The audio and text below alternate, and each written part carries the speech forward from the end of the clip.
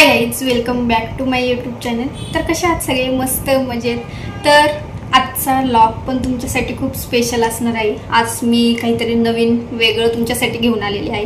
म्हणजे जे जॉब करणारे पर्सन्स आहे त्यांच्यासाठी हा व्हिडिओ आहे. तर लास्टपर्यंत नक्की बघा, नक्की व्लॉगमध्ये काय आहे ते तुम्हाला कळेल. तर चला व्लॉगला सुरुवात करूया. तर हा व्लॉग आहे PF बद्दल. तुम्ही PF कधी काढू शकता, PF ॲडव्हान्स कधी काढू शकता, PFमध्ये मार्क ऑफ एक्झिट कधी टाकायचे असते, PF काम सोडल्यावर तुम्हाला कधी काढता येऊ शकतो, PF सगळा कधी काढता येतो, या सगळ्या गोष्टी मी तुम्हाला या व्लॉगमध्ये सांगणार आहे. तर लास्टपर्यंत व्लॉग बघा, म्हणजे तुम्हाला ऑल ज्या गोष्टी आहेत त्या सगळ्या कळतील, ऑल इन्फॉर्मेशन तुम्हाला कळेल. तर चला व्लॉगला सुरुवात करूया. तर PF हा तुम्ही जॉब सोडल्यानंतर 2 महिन्यांनंतर जर तुम्हाला सगळा काढायचा असेल तर 2 महिन्यांनंतर काढता येतो. आणि अजून एक गोष्ट आहे की त्यामध्ये मार्क ऑफ एक्झिट पण आपल्याला मेन्शन करावे लागते. आता समजा तुम्ही काल जॉब सोडलाय आणि आठवड्याभराने जर PF काढण्यासाठी एखाद्या ऑफिसमध्ये गेलात तर तिथे पहिले काय येतं, मार्क ऑफ एक्झिट. तुम्हाला पहिले काम तुम्ही कधी सोडले ती डेट टाकावी लागते. तर ती डेट आम्हाला 2 महिन्याच्या आधी अपडेट करता येत नाही. तुम्ही काम सोडून 2 महिने झाले असेल तरच मार्क ऑफ एक्झिट अपडेट करता येते. नाहीतर तुम्हाला अजून एक ऑप्शन आहे, जर तुम्हाला एकदमच गरज असेल पैशाची तर तुम्ही ॲडव्हान्स काढू शकता, PF ॲडव्हान्स. तर नोकरी सोडल्यानंतर, जॉब सोडल्यानंतर तुम्ही 2 महिन्यांनी ऑल PF काढू शकता आणि पेन्शन जी असते ती पण ऑल काढू शकता. पण आत्ता जरा पेन्शनचे नियम चेंज झालेले आहे. पेन्शनचं म्हणतात की 36 महिन्यानंतर तुम्ही आता पेन्शन काढू शकता. पेन्शन लगेच निघत नाही आहे आता, फक्त तुम्हाला आत्ता PFच काढता येतं असे नियम काही आलेले आहेत. तरी अजून मी त्याच्यावर डिटेल्स बघते, काही डिटेल्स समजले तर तुम्हाला मी सांगेलच पेन्शन बाबतीत.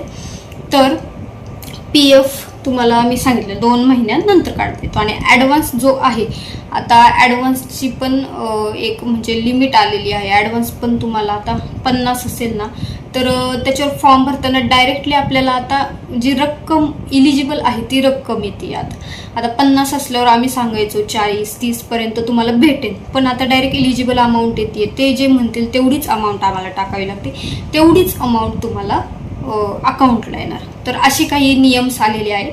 परत KYC, PFमध्ये KYC पण तुम्हाला पहिले अपडेट करावी लागणार आहे. बँक डिटेल टाकले नाही तर तुम्हाला PF काढता येत नाही, ॲडव्हान्स काढता येत नाही आणि पेन्शनही काढता येत नाही.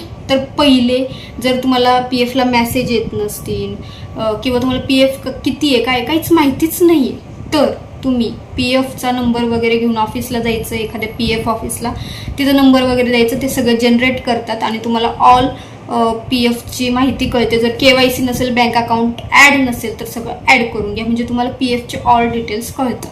तर आणि मी PF ऑफिसमध्ये जॉब करते म्हणून मला ऑल डिटेल्स माहिती आहे आणि जे मला माहिती आहे तेच मी तुम्हाला सांगत आहे. तर जॉब सोडल्यानंतर डायरेक्टली ऑफिसला जाऊ नका, कोणत्या म्हणू नका मला ऑल PF काढायचं. कारण माझ्याकडे असे खूप कस्टमर येतात की आम्हाला PF काढायचं आहे. मार्क ऑफ एक्झिट टाकायला गेलं की 2 महिने कंप्लीट नसतात, तर 2 महिन्यांच्या आधी ऑल PF काढता येत नाही. आणि लोकांना वाटतं की आम्ही खोटं बोलतोय, पण सिस्टीम जे करेल तेच आम्हाला करावं लागतं. आम्ही डायरेक्टली PF तुम्हाला काढून देऊ शकत नाही, ते ऑनलाईन काम आहेत. तर एवढी इन्फॉर्मेशन तुम्हाला द्यायची होती. अँड अजून काही अपडेट्स तुम्हाला जर पाहिजे असतील तर कमेंट करा. तुम्हाला PF बद्दल मी ऑल इन्फॉर्मेशन देणार आहे.